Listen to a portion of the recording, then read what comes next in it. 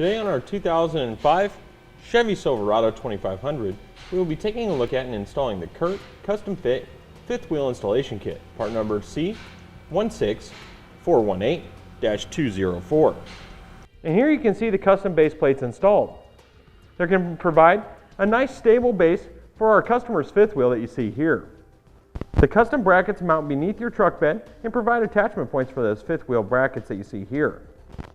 Now this is going to be a custom fit for each and every vehicle. As you can see here, it's going to have a real nice look in the back of your truck. The complete kit and brackets with the rails and hardware included, and just minor drilling in the frame and through the bed.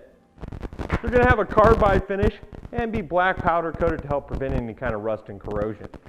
And the anodized bolts will also resist rust and corrosion. This is going to be compatible with your Curt, Draw-Tite, Hidden Hitch, Reese, Valley, and Husky fifth wheel hitches. First thing we're going to do is come around to the back and open up that spare tire door and lower down our spare tire to give us extra room underneath. Another thing that we're going to do for video purposes is go ahead and remove the rear tires just to give us a little bit more room to work and so you can see what's going on. Now that we got the tires removed on the back and the spare tire dropped down, we're just going to take out this section here and this section here just on the other side of the channel on both sides of the axle. That way it'll give us room for our bolts coming through.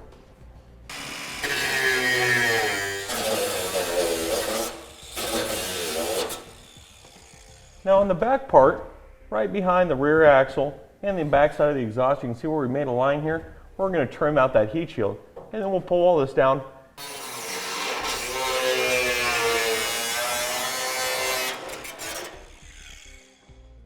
Now that we got it cut, go ahead and remove it.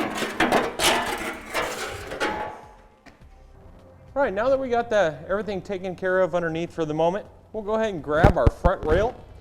We're going to bring that up so we can position it in the inside of our truck.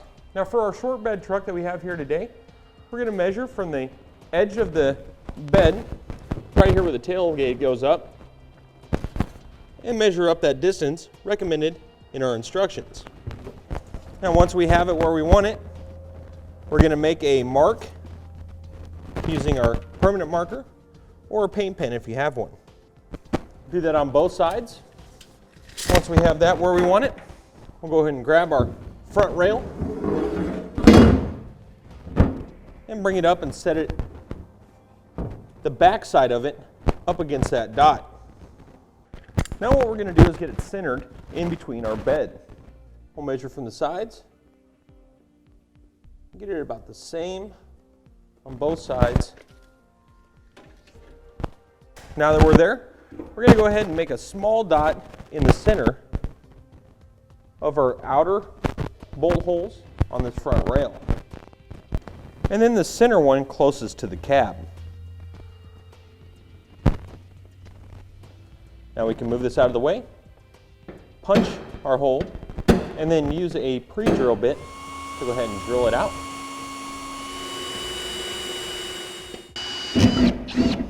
Remember to be very careful when you're drilling through to make sure that you don't hit anything underneath the bed. Now we'll go ahead and position our side brackets. Set them up into place. Now we stuck a small screwdriver through our hole so we could check our alignment on our pre-drilled holes that we made up here. Go ahead and test those out and make sure they're where we want them. We'll put the bracket up into place. Make sure those holes will line up. Our final resting place for our bracket should be about right there. All right, now we have our mounting locations here in the bottom hole going straight through the frame, as well as in the front in the big hole going through the frame. Now we are going to have to drill a small 1/2-inch hole directly above on this side on the front towards the cab of the vehicle.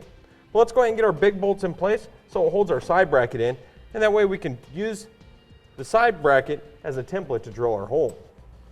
We're going to have 2 different size hex bolts. You can see the difference there, and 2 different size washers. The thin washer is going to go with the small hex bolt, and the thick one with the longer one. The longer one's going to go in the back, and the shorter one's going to go in the front. Now, there is enough room to where you can reach up back behind the frame. Once we have the back one in, we'll go ahead and grab our flange nut. You'll have 2 of these.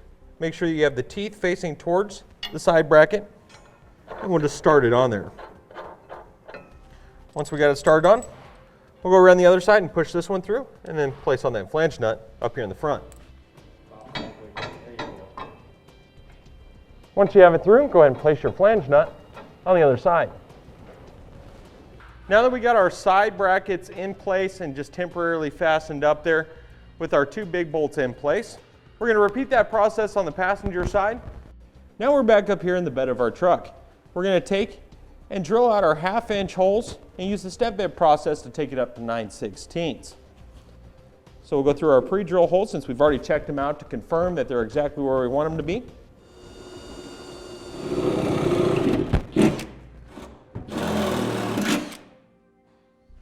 Go ahead and slide our plate over our holes, and then we'll take our carriage bolts and drop them through. Now on the 2 end ones, we want to make sure that we put our blocks underneath, in between the crossbar and the bed of the truck. That way the corrugation doesn't flex once we tighten them down.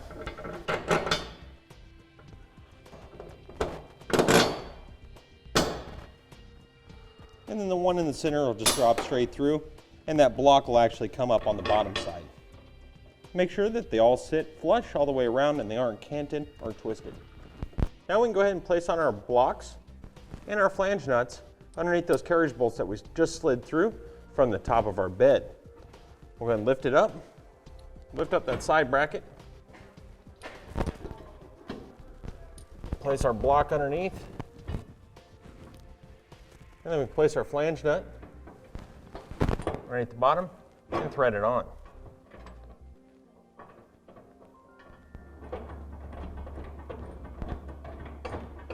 Go ahead and put it on our next one. And if that front one, if it's easier for you to reach around the outside and place on your block, you can do that. And then come under here and place in that other one. Now for the one coming through the center on the front, we're going to place our block, our square block, and then our flange nut. Now we'll go ahead and take our customer's 5th wheel, lift it up, and slide that rear bracket into place. Once we have it where we want it, go ahead and adjust it and make sure it's square in the bed before we drill out our other holes. Now for this back rail, we're going to be using the 2nd hole in on both sides. So it'll sit right up on top of the corrugation. We'll take a marker and mark out the center, and then use our punch to punch it before we pre-drill it and use our step process, just as we did on the front. Make sure that you have it taped and measured on both sides to make sure it's even and centered in the bed. And then on the center one, we're not going to do the one closest to the cab, we're going to do the one closest to the tailgate. Now that we got those marked, we'll go ahead and drill them out.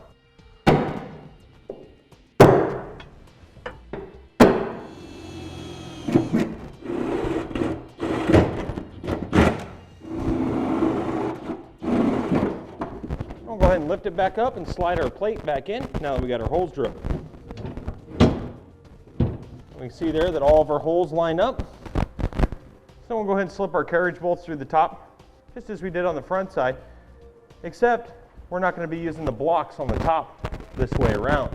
We're just going to be putting our carriage bolts in to where they meet flush on all 5 of these attachments. Go ahead and drop through those long carriage bolts.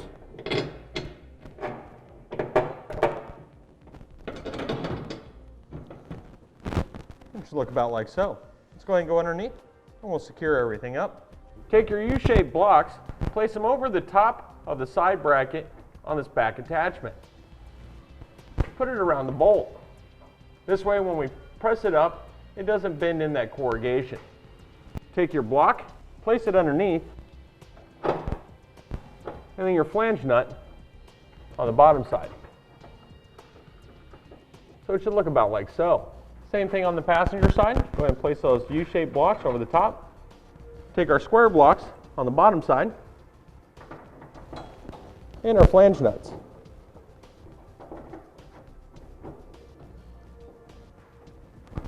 On the middle one, it's going to be the same thing with the U shape and then the square block over the top. Once we got it there, go ahead and place on our flange nut with the teeth facing towards the block.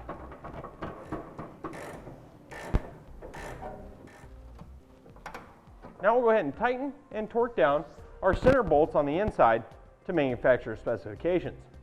Then we'll come back out, and with these ones still not torqued down yet, we can go ahead and drill out that hole for that 1/2-inch bolt that's going to be going through. Once we have that drilled out, we'll go ahead and put that bolt through and torque down the side plates.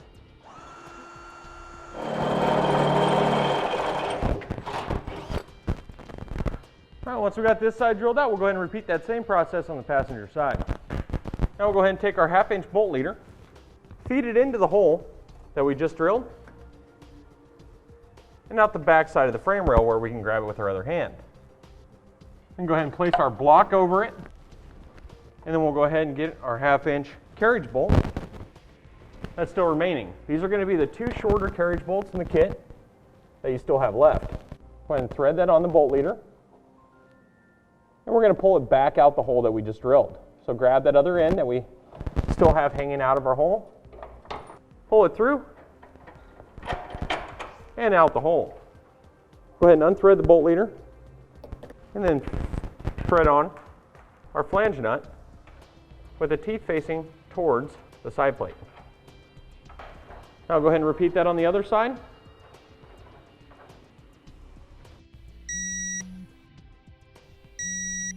Now we'll go ahead and put the tires back on our vehicle, run our spare tire back up, and secure it into position. And that will do it for the review and installation of the Curt Custom Fit 5th wheel installation kit, part number C16418-204 on our 2005 Chevy Silverado 2500.